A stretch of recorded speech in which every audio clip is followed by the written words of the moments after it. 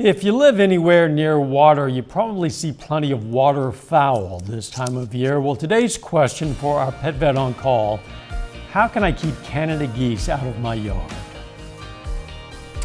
Well, that's really a temporary problem because they're migrating and they will eventually leave.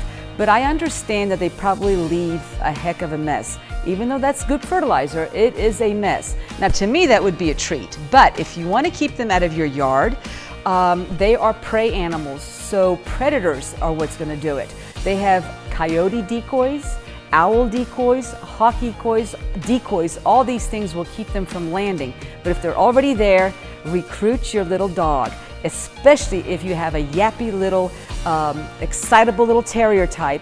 They would love to do that job for you. Sick them on them one time and they will take care of that the whole season. We invite questions from anyone. If you have a question, just send it to PetVet, KOAMTV.com. Dr. Eva Dudek from the Parsons Pet Hospital answers a different question or brings us a fun fact every Wednesday on KOAM News at 5. You can also find answers to previous questions on our website.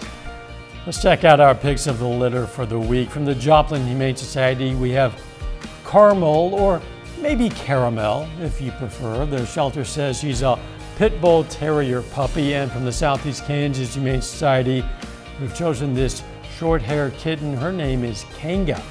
If you're looking for a pet, why not check out your local Humane Society?